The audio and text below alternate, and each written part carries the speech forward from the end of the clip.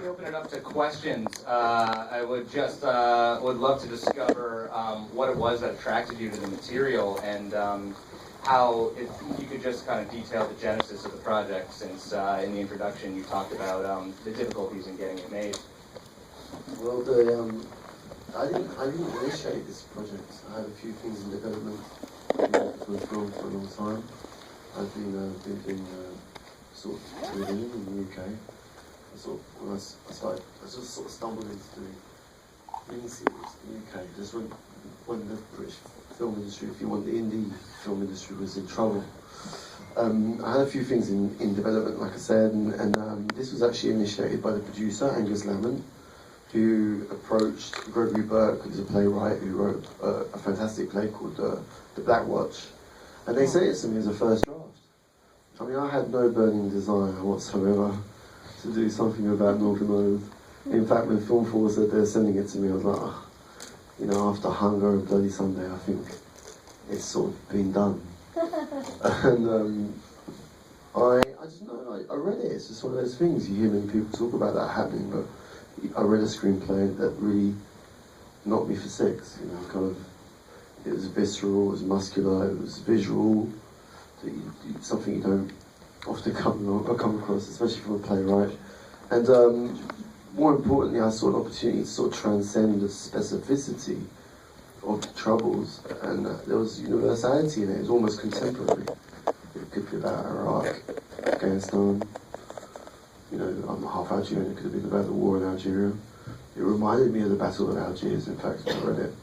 So it just, it really, I connected with it in that way, but also about children growing up in conflict. There are so many themes there, you know, about people looking for a sense of tribe, a sense of home, a sense of place. So there's lots of things that I connected to. Is that you, Yann? Way!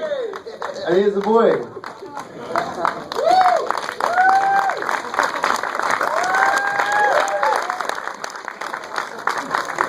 He's actually some posh thing around the corner. I said, slip out and come and say hello. It's not Volcro. There you go, sir. Evening all. Thank you for turning out for our film this evening. Jack O'Connell. He does smash it in this film, right? What was you doing there, Yann? A Q&A? Yeah, I was about to do a fucking dance routine. Oh, the dance routine? Yeah, I was about to do it. Hit it. From the office. No, look, I just got wind from upstairs that this was happening. And He's at some awards do upstairs. something to do with governors and Hollywood Dickie Bows. You're going to have to get used to that, Jack. Yeah, right. Well, all in good time, I think, yeah. But, yeah, look, I'm super proud of what we achieved here. And particularly with British filmmaking, low-budget British filmmaking. The adversities are many, plenty. And without Yann, it would have been a different experience altogether. And I feel what we have here is something super integral. And we're sort of treading a minefield, depicting anything around this version of conflict. People still hold it very close to their hearts, and victims, people involved, are still around today. So we had a huge responsibility, and thankfully Yann was there to handle it with that level of compassion that we all required. I hope it resonated tonight. And I feel like the reception over here is a credit to American cinema goers, because, like I say, it's a film that's relatively It's been small. really well received out here. You know, it's like, and what you were just saying is incredible. We just screened the film recently in Belfast. It was released, but I presented it in Belfast and Dublin, and it just felt like closure on it. Like, because they notoriously never go to watch the films about troubles. They just don't engage, and they had to double the screens. They've gone crazy for it. They're really connected with it. Hey, well, look, and as a half-Irish British fella, I'm incredibly proud of what we achieved here. We didn't accuse anybody, and hopefully we offered a true depiction of a very frightening time. So, and kudos to you guys as well for turning out. Are you literally between courses? You got to go back. I've literally pudding. I've got to go on that pudding. Thank you anyway, all. Honestly.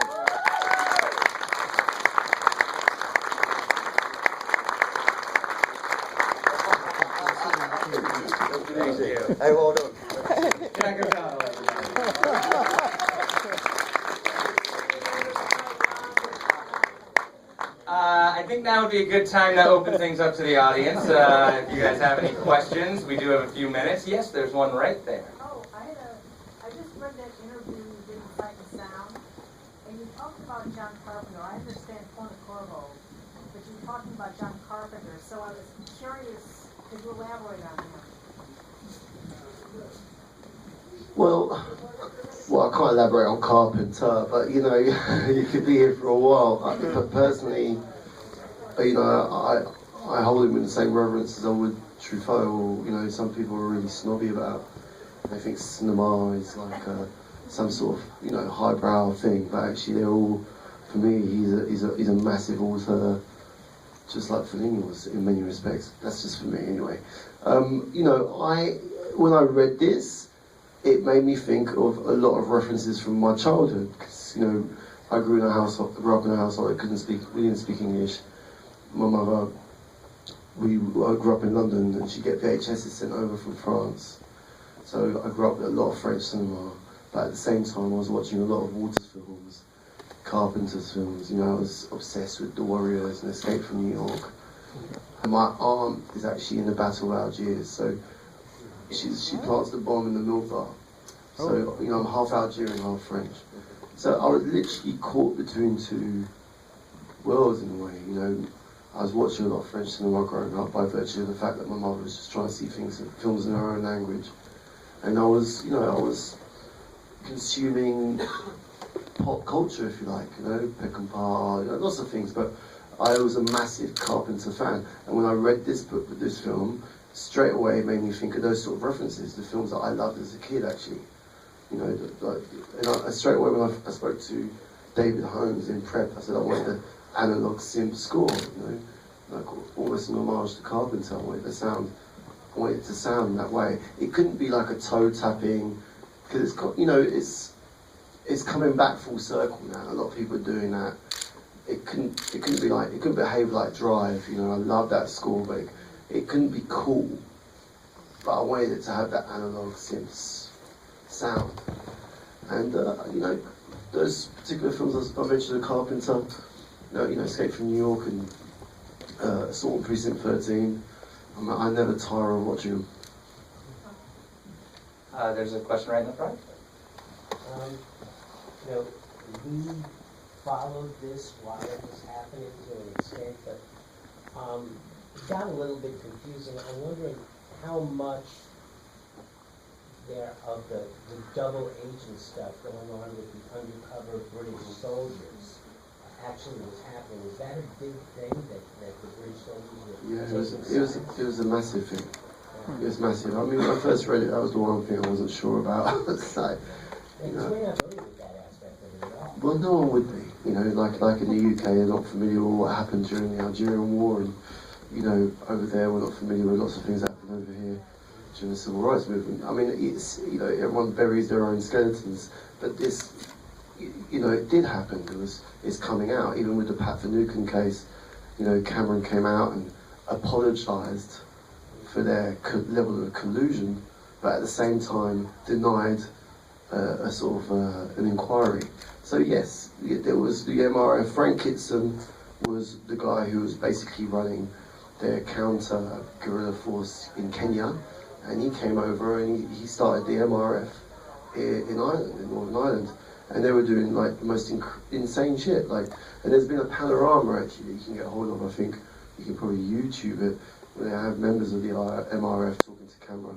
I mean, you know, they're silhouetted and they're wearing wigs and they've changed the accents, all that kind of shit. But you know, they're basically talking about how they assassinate people, and actually some of it's almost like a bad comedy. You know, the intelligence was so bad there that they were like shooting the wrong people all the time, because it was like, it's just a picture of a guy with long hair and sideburns, and they go, yeah, that's our man, and they kept getting it wrong. It's like, but you know, but it's shocking what was going on. It's pretty amazing that you guys just had a peaceful separatist vote in Stockholm. Well, I'm not British, so don't say we with me. But yeah, but my producer is absolutely gutted he didn't get independence. There's a question right there. So what was behind the decision to shoot in Northern England versus Belfast? Not political at all. It's kind of two questions. Mhm. How did you conduct your visual historical research to get things right after Okay, so we didn't shoot in Belfast purely because of location. It would have been easier for the finance because Northern Irish Screen really loved the project. They really wanted to be involved, and you know they've got amazing craftspeople there. You know, unless you're shooting at the same time as Game of Thrones, because if you are, they're hired everyone. There's no one left. So joking aside, you better pick your month carefully if you're going to go there. But like, it was purely because of the locations. When I started reading it, I grew up in the UK with TV dramas about the Troubles, usually shot in Liverpool, Manchester, in terraced houses, terraced streets. And when I read it, I was like, I can't do a whole film in terraced streets. Visually, I was getting a little bit like, it's monotonous. So when I was doing research, I came across the Divis Flats. And I was like, oh my God, this amazing piece of brutalist architecture could help in more ways than one. You know, we could slow things down rhythmically, have less extras, economically, and have a sort of cat and mouse. It could feel like he's in the belly of the beast. You know, it could have these sort of metaphorical levels. And once I mentioned this to the writer and he revived on that, then essentially that became 30 pages. That became the building block location. And they've torn the Divis Flats down, and they don't have anything like that that's left in Belfast. So it's purely about locations. I mean, it cost us a lot, because in the end, I refused to have British actors that could do accents, even if they were second generation, whatever. We still flew them all over from Ireland. But it was logistics. And what was the second question? How you did your visual research to get things historically accurate for that site? You know, a lot of archive footage. It's incredible what's on YouTube, actually. You got so much incredible 16mm archive footage. Then you can go to the BBC. You saw sort of the news people, and they send you, you know, it's just looking at a lot of archive. But then it's not, I'm a bit, you know, I've got not the best attention span. So then it's really about delegating. You know, my production designer takes the credit for it. He's forensic. He's really obsessive. He's kind of OCD to the point that we'd argue over what barrel and caliber the gun. I was like, I'd be like, look, dude, you're gonna see it for 5 frames. Give me a break. But you have to hire. You have to have people like that by your side. It's the team. It's like, you know, it's not me telling them what to do. It's like we picked the right guy, and he's an amazing production designer. We have time for, yes, right there. There's a shot that I keep going back to. I'm trying to figure out how you did it. It's the moment where the boy says his last words before the pub blows up. Mm-hmm. Was that just pure smoke effect that I saw there? Because I guess I was trying to figure out how it was done, because it felt like it was divided into 2 shots. There's like the one scene where the boy's talking, and then the next The explosion, scene, yeah, where it's one take. yeah, It's 4 plates, it's 4 layers. I mean, if you want to, I'm going to put everyone to sleep if I was to explain to you how I shot that. because I was trying Actually to, put me asleep half the time. It was like, I knew it had to be one take because I wanted it to be a visceral, experiential film, and the whole thing is I want you to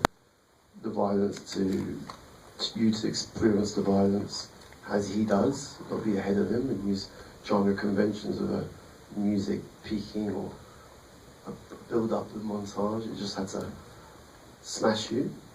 So I knew why I wanted it to do that way. And then the logistics were like just the most complicated, boring thing ever. It's, you know, you have to shoot, there's face replacement involved, there's and because I wanted it to be a particular way. I wanted it to feel throwaway. I didn't want to make a big deal out of it. I wanted it to feel handheld. And so, you know, you end up having lots of long arguments with stunt supervisors that tell you how it was done on Prometheus, and you're like, yeah, all right, mate, but, you know, this is how I want it to feel. Can you find a solution for the way I want it? It's like holding your nerve, actually, and pushing that idea through. But if you really want to know, Facebook me, I'll tell you that, because it's really long and boring, but it's lots of different plates, shot over 3 different weeks, because you have to shoot the pub when it's fine. And you have to shoot the pub as we do the explosion, as you do the explosion itself and the stunt. And there'll be a stunt guy that's on a rig and the camera's on a rig. Then you go back a week later and the pub's been blown and you've got the fixed position and you go back into a pub that's destroyed. Do we have any other questions? I have a really quick question. Was it Hasiba Ben Bouali or Zaha Drif? Huh? Was it Hasiba Ben Bouali or Zaha Drif that your mom played in Battle of Algiers? It's in the milk bar. She plants the bomb in the milk bar. It's the only thing she's ever done. I think there was a hand over there. Yes. You talked about feeling contemporary, and I wanted to ask you about the decision process when it comes to the score, because I think the music helped a lot, making it feel very fresh and contemporary. Well, thank you. I had to fight a lot for that score. Execs really wanted a score that sort of underlined, not execs, like, you know, like dismissing them. They helped me make a better film. But there was a lot of debates about whether the score should behave in a way where it underlines peaks and troughs and tells you when to cry. But the same way I wanted the violence to behave, I didn't want to tell anyone how they should feel. So we talked a lot about how, you know, that grey area between sound design and music, and then, you know, points where it's kind of exciting as well. Does it feel contemporary? I don't know, actually. I don't know. David Holmes would be the better person to speak. But what I did get David to do, because there was so little dialogue, and the way the shoot was structured, I had to start with everything that was on the estate at the end, which is literally no dialogue in a cat and mouse situation. I was lost rhythmically. I got David Holmes to write the score before I started shooting. And actually, I was listening to the score as I was shooting, during the takes. So it gave me a sense of rhythm, a sense of pace. It doesn't really answer your question, but it's about the music. This will be the last question right there. Cool. Hey, awesome film. I was on the edge of my seat the whole time. And, Thanks. yeah, I just want to ask you about creating that sense of tension and anxiety that you did. If you could say a little bit about that and how you figured out how to create that mood and that feeling. And was that based on prior work you've done, or just from doing research, or? I don't really know, mate. I mean, I don't actually. I don't. I mean, you kind of go. It almost feels like years ago. Like last time I watched, I can't watch the film anymore. But I watched it about 5 months ago. I watched the right scene. I was like, how the fuck did we do that? I can't quite remember. It's one step at a time, isn't it? It's moment by moment. You interrogate every moment, and you just ask yourself, do I believe it? Is it true? And you have to be prepared to abandon weeks of preparation if actually it doesn't feel true in the moment, and just run with something else.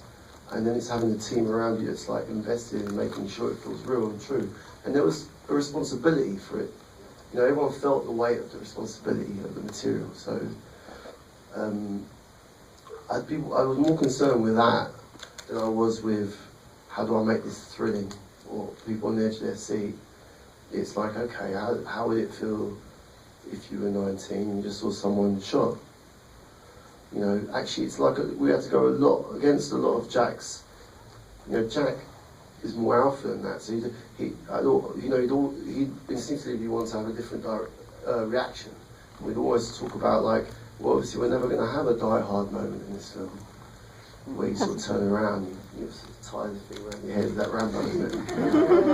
I'm going to have revenge. You can't. So you sort of think, all right, how does every moment feel real? And then it was about rhythm. I spoke a lot about rhythm with my editor, because it was clear that the most exciting beats, when you read, even from the word go, when you read the script, it was kind of unbalanced. All the most exciting beats were at the front or the end of the film.